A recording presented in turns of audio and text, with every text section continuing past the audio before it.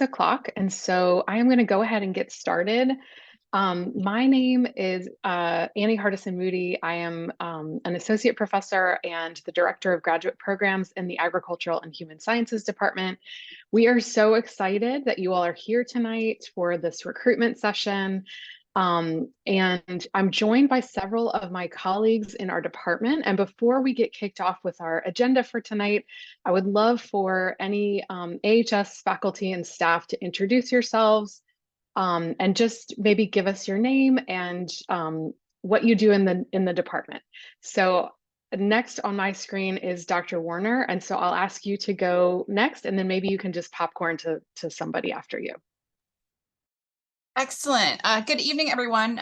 Welcome. We're super excited to have you joining us. My name is Wendy Warner. I'm an associate professor in the department, and I work primarily on the teacher education side of the department. So I have been teaching several classes with the undergraduate technology class, undergrad and intro to teaching course, an undergraduate student organizations class. And then I also teach several other graduate classes. And I should add, those are both on campus and a distance. And so I will be telling you a little bit more or sharing a little bit more about the Ag Ed assistantship later this evening. And I will turn it over to Dr. Katie Sanders. Hi, everyone. My name is Katie Sanders. I'm an assistant professor and extension specialist in the department, focusing on food systems communication. And so I teach our communication methods and media class, as well as some new and upcoming courses within agricultural and food systems communication. But the majority of my appointment is focused on extension. So outreach for science communication, bringing all the great work that we're doing at the university to stakeholders, end users, and other consumers. And I'll also share a little bit more about this later tonight. And I will pass it to Dr. Anahora.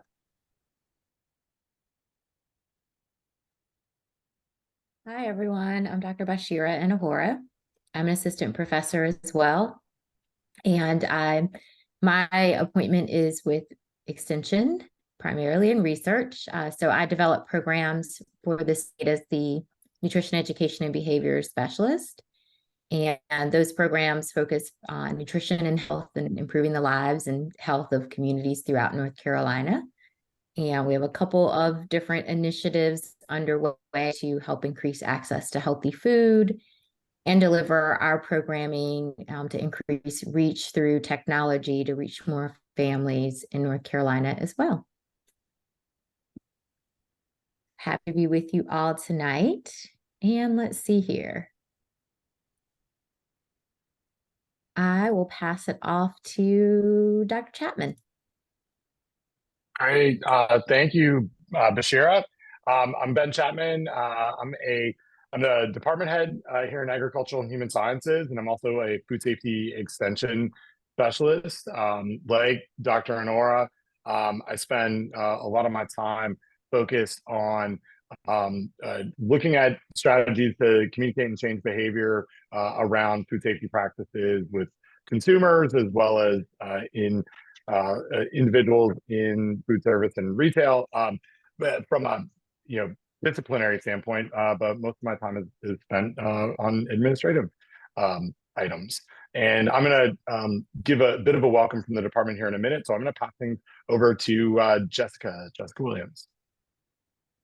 Hi, everyone. I am Jessica Williams. I am the public communications specialist for the department. So I handle all of the social media, press conference or press news release, features for our faculty and students. I am also the graduate certificate coordinator, and I'm also an instructor for our supervised professional experience course.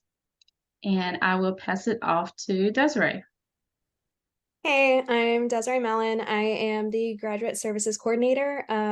So I can help you out with the admissions process. And then once you are a student, I also help out along with Dr. Hardison Moody and your advisor to kind of keep you on track with your plans of work and just making sure you're hitting all of your milestones in the proper timeline. And I see Dr. Alexander is on, so I'll go ahead and pass it off to her so she can introduce herself.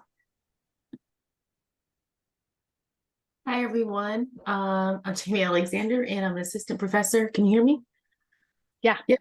An extension specialist in the department. What are we? I'm so sorry. Just a brief introduction, who you are, and maybe a little tag about your research or maybe a course you teach. Yeah, so I think it'd be easier just to say that the courses I'm teaching right now are family theories, purpose in life, and parenting concepts, and family life education, and soon to be family well-being. Awesome. Thank you so much. Well, we are so glad that you all are here, and we have a packed agenda tonight, but we're going to leave plenty of time for your questions because I know that you all might have questions and things that you'd like to hear from us. So here's our agenda. We're going to kind of go through into the overview of the department of the program, tell you a little bit about NC State. You'll hear from some of our faculty about assistantships that we're offering. And then, like I said, we will turn that over to Q&A. And with that said, I'm going to turn it over to back over to Dr. Chapman for a welcome to you all. We're so glad that you are here from the AHS department. Yeah, and thanks, Annie, and really excited just to see all the faces that are interested in our program and also to join our community. And I look forward to learning more about your interests over the course of tonight, and certainly look forward to hearing any questions that you might have, anything that we can help you with. Just to give a little bit of background on our department, currently we have 24 tenure track faculty or tenured or tenure track faculty, spanning so many different aspects of agricultural education extension, family consumer sciences, youth development. And really we see ourselves as the human dimension of the College of Agricultural and Life Sciences within here at NC State. And so the biggest focus for the work that we do, and this really spans our extension, our research, and our teaching applications, is really helping the communities in North Carolina thrive. And that often finds its form in health and well-being, and also in economic support, especially around agriculture. And so you're going to hear from a number of fabulous faculty tonight about specific areas in our graduate program. We also currently have somewhere around 50 graduate students. Some of those are part-time graduate students. Some of them are on graduate assistantships. They're full-time at different sort of aspects of their graduate career. But also we also host somewhere around this semester right around 200 undergraduate students in our program as well. And so we really feel that we embody the full aspects of the land-grant institution, both at the undergraduate and graduate level, and are really excited to share more about what we do tonight. I'll turn things back over to Dr. Hardison Mooney. Thank you, Dr. Chapman. So welcome you all. We are glad you're here. So a little bit about what we do in agricultural and human sciences, and you heard some of this already from Dr. Chapman, but we want you to hear a little bit more so that you think about and consider joining us in one of our graduate programs. Our department is called Agricultural and Human Sciences, and we are very interdisciplinary, as Dr. Chapman said.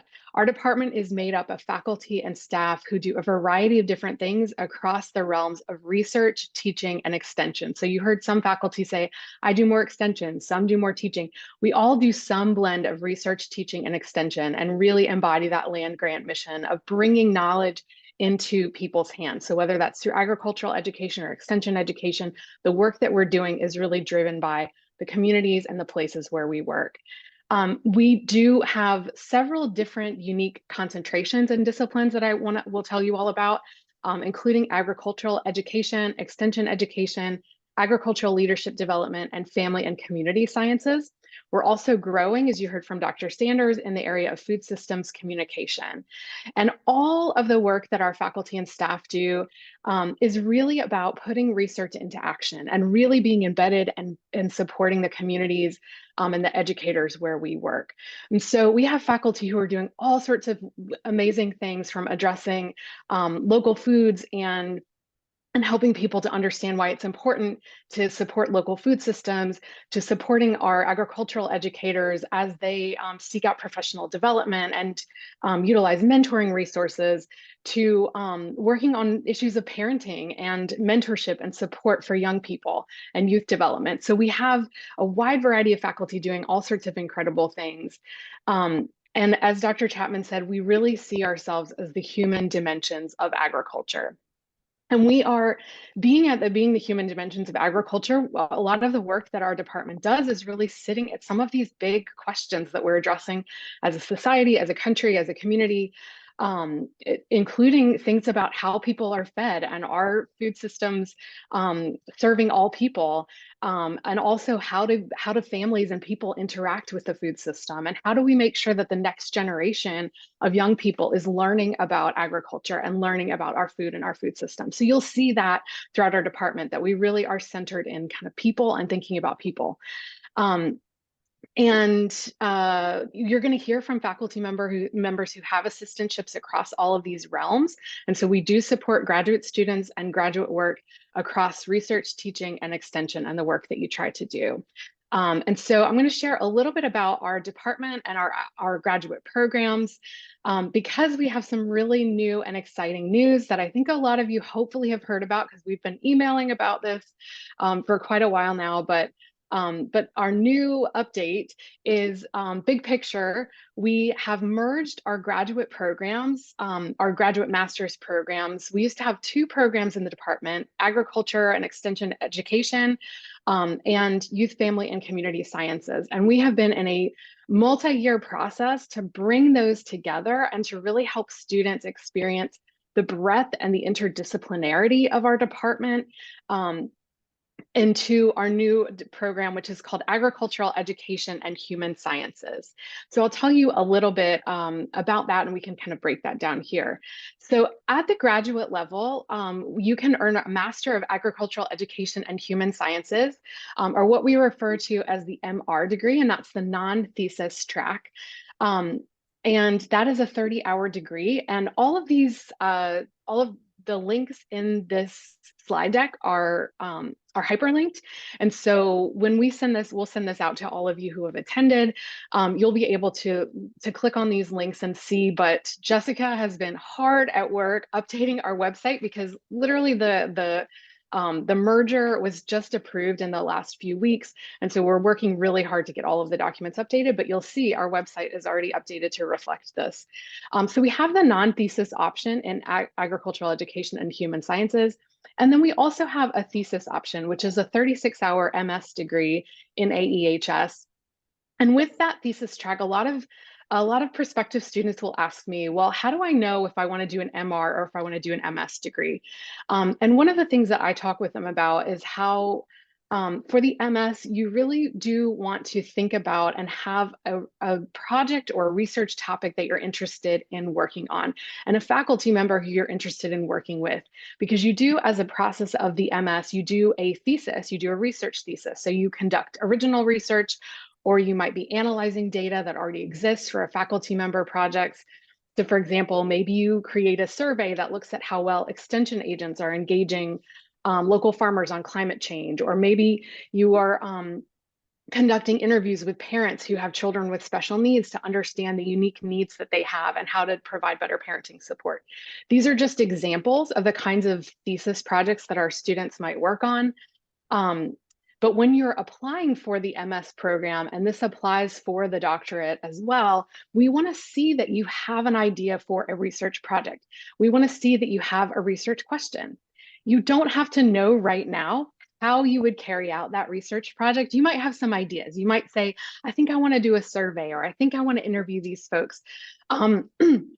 The goal of the master's program and the doctoral program is to really gain that research training. So we're not asking you to come in knowing exactly how you would do that study, but we do want to see in your personal statement that you have a unique research question, or you have something that you want to study. And so if you see yourself with a research question, if there's something in your mind that you really want to study, and maybe you're thinking, well, after my master's, I might want to go on and do doctoral work, the MS might be the degree for you. If you are a practitioner, you're working in the field, maybe you're working in a community setting, or you're an agricultural educator, or you're an extension agent, and you're interested in this master's degree as a way of increasing your knowledge in the topic area, or in the to better serve the communities where you are, or maybe seeking out promotion or other professional development at work, but you don't see research long-term as a part of your trajectory, then the MR degree might be the one for you. And we're happy to talk with you through that if you have any questions as you're in the application process, but that's just a kind of simple breakdown of the difference between the MS and the MR. Two things to note is one, we will ask you to declare a concentration, and I'll talk a little bit more in the next slide about the concentrations that we offer when you are applying to the master's degree. So with the merger of our programs, we now offer concentrations, and students select a concentration in one of the distinct fields of study in our department. So that could be agricultural education, it could be extension education, it could be agricultural leadership development, or it could be family and community sciences. So in addition to thinking, well, am I applying for the MR or the MS? If you're applying for a master's degree, you also want to think about the concentration that you would apply to. We also offer in our department a doctorate in education, Doctor of Education in AEE. So that EDD degree is a 72-hour degree, which culminates in writing a dissertation, which is an even longer research paper. So the thesis is gives you a chance to kind of test out writing, cultivating a research project and carrying out and writing about it. And the dissertation is a more in-depth, kind of longer research process. Hang on, I'm sorry. I think did my screen go away? Eek. There we go. So that's a 72-hour degree. The EDD prepares students for careers in academia, in higher education, upper level positions in industry, in extension, or in education. So folks who are going on maybe to be in extension leadership, for example, might apply and pursue an EDD degree, or somebody who wants to teach or do research at an academic institution, or maybe you're working in industry and doing research, the EDD degree might be for you. We also offer for current students at NC State, current graduate students, we do offer a graduate minor in AEHS, so people can pursue that as well. We do offer several graduate certificates. We are, like I said, a very interdisciplinary department with faculty with lots of areas of expertise. And so maybe you want to kind of get your feet wet in graduate school and you want to test the waters and see if graduate education is for you. Our certificate programs are a great way to do that, or they're a great way to add on some additional credentialing or additional knowledge and support and the work that you're already doing. And so we offer graduate certificates in family life education and coaching, in leadership and volunteer management, in youth development and leadership in agricultural and human sciences, as well as in agriculture and extension education. And so you can learn more about those certificate programs, including the courses that are required for those. They vary between 12 and 15 hours of credit that you would do. An important thing to know is that if you do apply and you think, I want to test this out, I want to start with a certificate, you can transfer in up to 12 credit hours from the graduate certificate program into the master's degree. And so that's a path that a lot of our students have taken in the past, is they've started out as a graduate certificate student, they've really enjoyed the courses, and then they've gone on and applied to the master's degree. So that's definitely a route that you could take as well. So I talked a little bit about the concentrations, and it's really exciting to me because the merger of our master's programs has really allowed, I think it's allowed students to pursue projects that were a little bit more difficult in the past because we had these two master's programs. So for example, I've worked with students who are very interested in things like the impacts of food insecurity on families. So obviously that's an issue that bridges several of the disciplines in our department, but they had to choose, am I YFCS or am I an AEE student. Now students will be a part of our whole department. You will have access to the faculty across the whole department, to courses across the whole department, while still giving yourself that kind of disciplinary knowledge and expertise within your area of concentration. So you will have a course of study in agricultural education, agricultural leadership development, extension education, or in family and community sciences. And we have plans of work that are outlined for all of those degrees that are on the website. So you can see what courses you would be required to take. And you would work with your faculty member to really create a program that works for you and that answers the questions that you are interested in answering. We really are centered in this kind of community work. And so if you find yourself asking the kinds of questions about how people interact with our agricultural system, or if you are interested in some of these like grand societal problems and issues around agriculture and how people intersect with the food system, we really hope that you join us in the AEHS department. So I'm not gonna show this video now. I'll put a link in the chat in just a minute, but I did want to note that on our website or on our YouTube page, we have links to several different recruitment videos that provide an overview of each of the 4 concentrations in the master's degree. So if you're interested in learning a little bit more and hearing those recruitment videos, they're very short. They're all around 2 minutes long. I will put a link in just a few minutes in the chat to our YouTube page. All right, let's talk about admissions, because I think that's the question that most people have and that a lot of people, want to know about is what are the admissions requirements and what do I need to do to get into the program? So first, we're going to talk about the master's degree admissions requirements. First of all, you do need a minimum 3.0 GPA. I'll talk a little bit more about that in just a minute. There is a $75 application fee. We do ask for 3 letters of recommendation, and we really would like for one of those letters of recommendation to be from an academic reference. So somebody who has seen you in, whether it's undergrad or whether it's another program, who has seen your academic work and can speak on that. The other 2 can be professional references. One thing that I will say sometimes that we see in the admissions committee is sometimes people will have reference letters that are more kind of personal, like friends. The more compelling reference letters are reference letters that come from a professional reference, somebody who knows you in a kind of work capacity or a volunteer capacity, or somebody who knows your academic work. So I will just say that, and obviously you can submit the reference letters that you would like to, but those are the ones that when our admissions committee looks at them, those are the really compelling ones. I do want to talk about the personal statement, and what I'm going to say here about the personal statement applies for the EDD as well. So if you're applying for the doctoral program, you can kind of keep your ears attuned to this as well. We pay for the MS degree and for the EDD degree. As I mentioned earlier, we want to see that you have a research question, that you have an idea of a problem that you see in society or in our world that you want to solve, or that you want to investigate, or that you want to understand. And we want to see that in your personal statement when you're applying for the MS or the EDD. We also want to see that you have an idea of faculty members you might be interested in working with. So we want to see that you have looked at our website, that you've looked at faculty bios, and that you've learned a little bit about what we do, and that you've thought, okay, given what I want to research and given what this person does, I think I'd really love to work with that person. You can reach out to that person ahead of time. If you're interested in working with them, if you want to hear a little bit more about their work, you are welcome to reach out to faculty and share that. You don't have to for the application process, but we do want to see in the application that you have identified some folks when you're applying for the MS or the doctoral degree who you are interested in working with.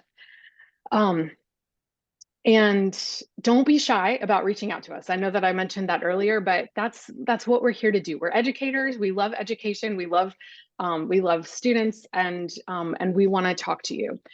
So if you're applying for the MR degree, we want to hear in your personal statement a little bit about what you plan to do with this degree. How does this fit into, as Dr. Alexander's research is centered around this, how does this center into your purpose and who you see, kind of how you see your long-term planning? And so for the MR degree, you don't need to be as concerned with kind of having a research project, but we do want to see why why you want to do a master's degree. What is it that this is, that this program is going to do for you, or the things that you'd like to learn about, or the people you'd like to work with, or the kinds of things that you see this kind of fulfilling in your long-term plans. We do need to see your transcripts for all of the schools that you've attended. And I think that's oh, good. The other thing that I want to mention is related to the GPA requirements. So sometimes we have students who are coming into our master's degree in particular who might have been out of school for a long period of time. Maybe you, or maybe had kind of unique challenges in their undergraduate programs, and so might not meet that minimum 3.0 GPA requirement. The first thing to know is that we do look at applications holistically. So we are looking at your application as a whole. The second thing to know is that when students don't meet that minimum requirement, there are ways that you can still pursue a graduate education without meeting that minimum requirement. That might include taking a course in our department as a non-degree studies student. And if you can demonstrate to us by taking 2 courses in our department as a non-degree studies student that you can get a B or above in those courses, then that allows us to provide a justification to the graduate school of your readiness for graduate education. Because those minimum GPA requirements, they do come from the NC State Graduate School, so they're inflexible in that way. However, they're flexible if you know that graduate education is for you, but maybe you had some challenges or your GPA doesn't reflect the passion or the expertise that you have. I would encourage you can reach out to me or to Desiree. We can talk with you about that non-degree studies option and how to do that. And the great news is, as I mentioned, up to 12 credit hours as a non-degree studies student or as a certificate student can transfer into the master's degree. So even if you started that way, those course credits could then transfer in. So similarly, our admissions process for the EDD, we are looking for a higher GPA when you have a graduate record, so a 3.5 graduate GPA. Again, we have an application fee. The same things apply when you're talking about the letters of recommendation and the personal statement. But for the EDD, we really want to see at least 2 faculty members whose research aligns with your work that you are note in your personal statement. So we want to see that you've not only thought about a research question, but that you've thought about 2 faculty members whose research aligns with that and who you are interested in working with. Also for the EDD degree, again, our work is really driven by community and putting research into action. And so we, I think, are sort of unique, and it's one of the things that I love about the graduate students that I get to work with in our program is that they come to us with expertise on the ground in the field. And for our doctoral program, we do require 1 to 3 years of relevant experience. And that could be experience teaching, it could be experience in community work, it could be experience in industry. If you have questions about what kinds of experience we are looking for or that would quote unquote count, you're welcome to reach out and we can help you think through that. But in general, we want to see that you come to us after having done a little bit of this work, like in community and in the world. One thing that we do not require, as you all have seen, is the GRE. So we haven't required the GRE for quite some time. And that's all that I have to say about admissions. But like I said, I will ask for questions in just a little bit. We do also offer a teacher licensure program, and it's called the LEAP program, which is Licensure in Education for Agricultural Professionals. The LEAP program is available nationwide and is delivered through Distance Education Technologies. And it provides a teaching license to individuals who have baccalaureate degrees in agriculture, natural resources, or a closely aligned discipline to allow them to teach agriculture in school settings. And students who successfully complete the LEAP program will receive a Class A teaching license from the state of North Carolina, which is recognized by 40+ states. So it's a great recognition. I mean, it's a great kind of breadth of states that's recognized. And it's also accredited by the Council for the Accreditation of Educator Preparation. If you are an agricultural educator and you're interested in the LEAP program, maybe adding that, working on the LEAP program through your master's degree, we are happy to help you to look at your undergraduate transcript. Dr. Misty Lambert is our LEAP advisor, and if you're interested in this program, you can send your transcript to her and to Desiree Mallon. They can look at that and they'll develop with you what's called our LEAP plan, which shows exactly what you need to do to satisfy the requirements to obtain that teaching license. So again, you can kind of pair that with your graduate program, whether that's a certificate and adding on some additional courses, or whether it's doing the LEAP program through your master's degree. We also, as I mentioned earlier, offer several graduate certificates, youth development and leadership. So folks who are interested in doing work in youth fields, working with youth, but thinking about that from a leadership perspective. Family life education and coaching. We do offer several courses in family life education and coaching, and including two of our coaching courses, students can become a board certified coach by taking one of those courses. We also offer a graduate certificate in leadership and volunteer management. So that's a great certificate for somebody working in like a nonprofit or a community sector or anywhere where you're working extensively with volunteers, to learn from some of the best experts in the country who are doing incredible volunteer management work. We also offer a graduate certificate in agricultural and extension education. As I mentioned, that's a great pair with the LEAP program, and then also agricultural leadership development. So thinking about sometimes folks who are working in maybe industry and agriculture, but who want to take some leadership courses to help them move forward in their work, the agricultural leadership certificate is a great one to pursue. And each of these certificates requires between 12 and 15 credit hours. And as I mentioned earlier, up to 12 credit hours can transfer into the master's degree. Our graduate certificate admissions requirements are similar to the master's degree requirements, but a $25 application fee and a one-page personal statement. We also have the same GPA requirements. As I mentioned, that's from the graduate school, but if you don't meet those GPA requirements and still want to apply and still want to be a part of the program, we can work with you to essentially like delay admission until you take those 2 non-degree studies courses. You're also welcome to submit a resume. Here's all the information about how to apply for our programs. We do have several application deadlines, which are all listed on our website. I think one of the very important deadlines to look at is our February 1st deadline, which is coming up for fall admission.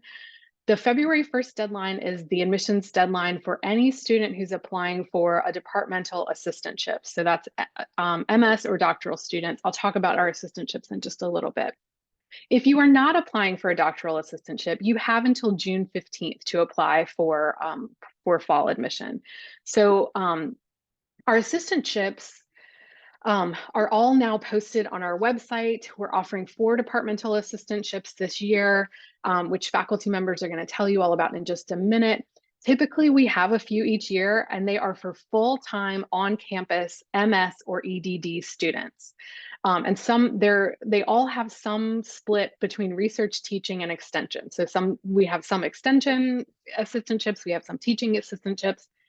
And the assistantships provide tuition, a stipend, and health insurance for 3 years for doctoral students or 2 years for MS students.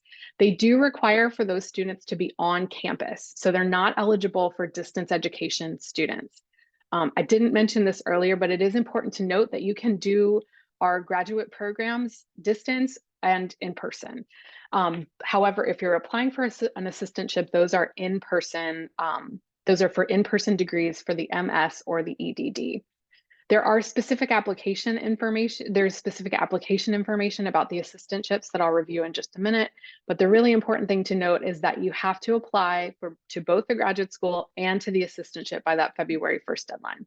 So if you're not applying for an assistantship, you have up until June 15th to apply for fall admission, unless you're an international student, in which case we want you to pay attention to the priority admission dates for international students. Our spring admission cycle, we're just about to wrap up. So if you're applying for spring admission, you've got, what is it? About a week left to get your application in. Those are due November 1st. To give you all a sense of how this works, once you submit your application, after each of our admissions deadlines that is listed on our website, we send out those applications for faculty to review. So all the faculty in our department look at applications.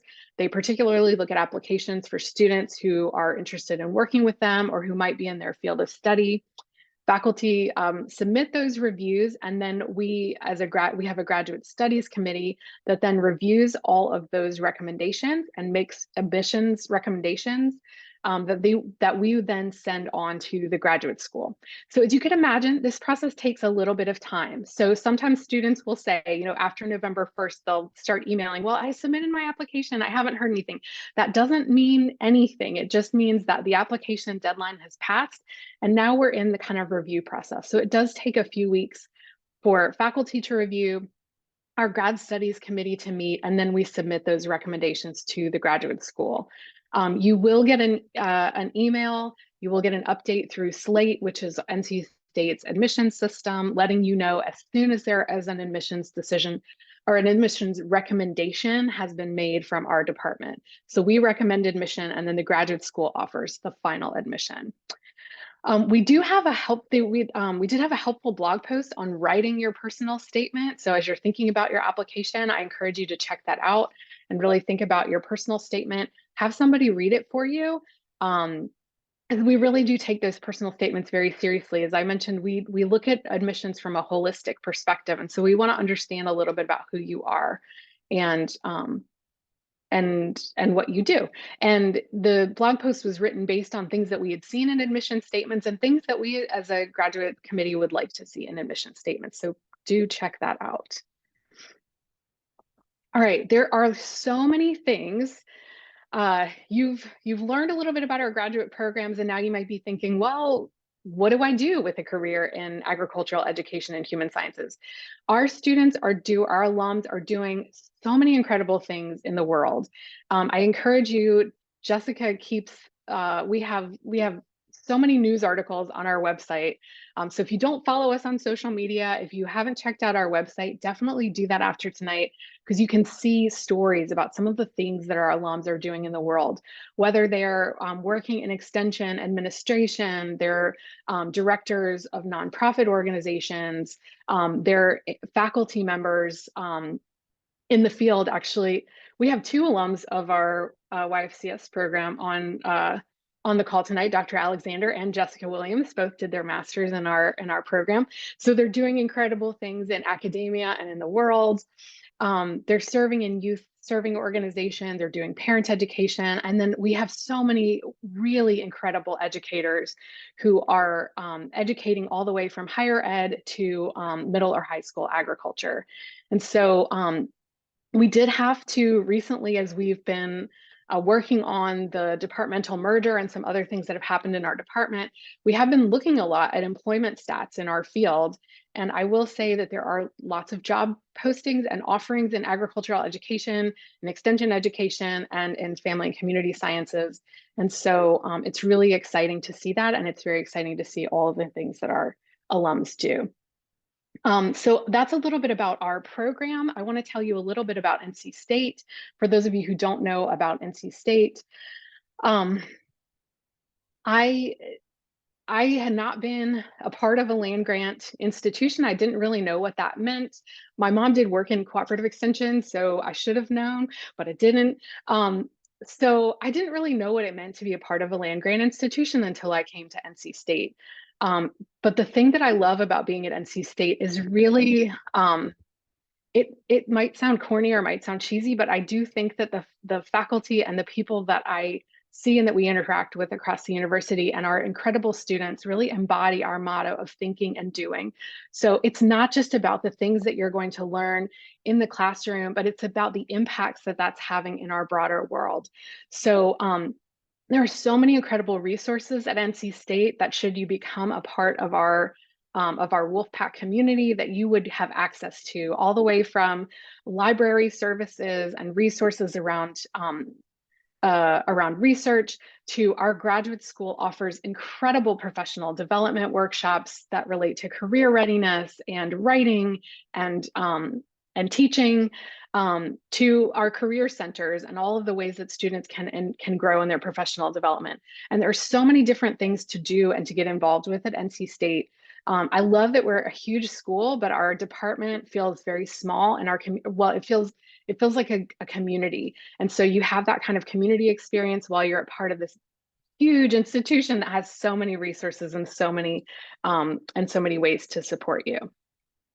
And so with that, I'm going to turn over to talking about the financial part of graduate education. And I will turn, I do want to refer at this point you all to the financial support page on the admissions website, and encourage you to reach out to the financial aid folks at NC State who can help you walk through, if you're not applying for an assistantship, or if you're not going through our degree programs using a tuition waiver, which is for UNC system employees, reach out and really understand what the tuition process is and what kinds of aid might be available for you. We also do offer several graduate assistantships. And at this point, I'm going to turn it over to those faculty members. But as I mentioned before, we have 4 assistantships available for fall 2024. Those assistantships, all the information about those assistantships are posted on our website on the application page, including information about what you need to submit to apply for these assistantships. The assistantship does cover tuition, health insurance, and as well as a stipend. And applicants must apply to both the assistantship and the graduate school by February 1st. And again, these assistantships are for MS and doctoral students who are on campus for their degree programs. So at this point, I'm just going to turn it over to these faculty to give us like a little overview of their assistantships and what they will be doing and how you can interact and learn more about them. And we'll just go in the order that they are. So Dr. Warner, I'll let you go first, and then once she's done, Dr. Alexander, feel free to take over. All right, thank you very much. Yes, I'm here representing our team, our Ag Ed team. I think what's kind of unique about this assistantship is you have the opportunity to work with all 4 faculty who work in ag education. So in addition to myself, it's also Dr. Lambert, Dr. Misty Lambert, Dr. Travis Park, and Dr. Joy Morgan. And when I say team, we work very closely together. We meet regularly. We work on curriculum for our courses together. We work on research together. We provide professional development opportunities together. And so we're excited to bring in a graduate student to be an active part of our team. And so when you look at the description of the assistantship, your responsibilities as far as teaching will change a little bit based on the needs of our program. So as far as providing teaching assistant support, it could be in the introductory teaching course, it could be in the teaching methods course, it could be, we have an SAE course or an FFA course. So based on the needs of the faculty, you'll have an opportunity to gain experience across a number of courses. And I think that's something that we've identified as to be very valuable in preparing you for a teacher education position in the future. As well, you'll be able to collaborate on research with us. We have some different kind of areas that we focus on. For example, Dr. Lambert works, she researches experiential learning and support of new teachers. Dr. Park has done a lot of work on literacy integration across agricultural education. I study technology integration, and I've have a newfound interest in historical research related to agricultural education. Dr. Morgan works with student success, and students with special needs are kind of the areas that she researches. So there's some different research opportunities. And as you come into this position, Dr. Lambert will be the temporary advisor. And as you have the opportunity to get to interact and work with each of us, then you can kind of decide which faculty member most closely aligns with kind of your research interests as you proceed in either your thesis or dissertation research. So as I mentioned, it's a unique position. You get to work with sorry, I'm biased, an awesome team of agricultural education faculty members. And so the contact information is there for Dr. Lambert, and you can also reach out to any of us with any questions that you have. So I thank you for that time, and I'll turn over to Dr. Alexander.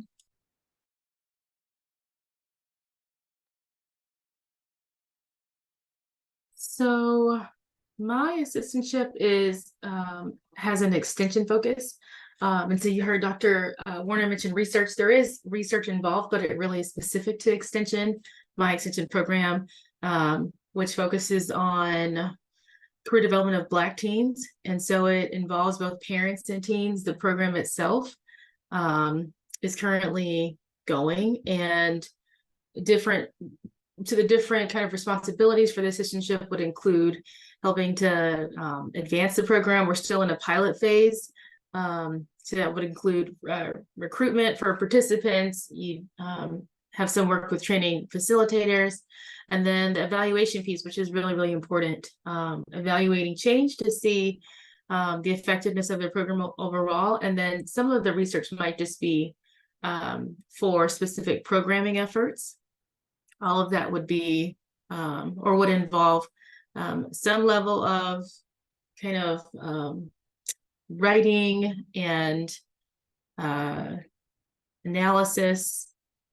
But I would say in its totality, it really does focus on the extension program. And so again, the program focuses on career development of Blacks. We involve parents. So we use a systems approach. And I'm specifically interested in looking at purpose. So the program utilizes a purpose-driven career development model. And there's a whole lot more that I can share, but I think that's probably good enough for tonight. Dr. Sanders, you're welcome to take it over. Great. Well, I'm going to talk about two different assistantships first. The first is the Food Systems Extension and Research Assistantship shared between myself and Dr. Dara Bloom. This is really going to be focusing on food systems communication, which, as we mentioned earlier, is a growing concentration and focus in the department, as well as local food from the perspective of farm to institution. And so what that means is big places where people go to eat outside their home. This could be colleges, hospitals, really those institutional places that provide food, and I'll make up the majority of a lot of folks' eating habits. And so these are two growing areas with extension. And so a lot of this work will be research in the fact that we'll be conducting needs assessments, collecting data, both qualitative and quantitative, translating that into what are the needs of these growing programs, both connected through this food systems lens.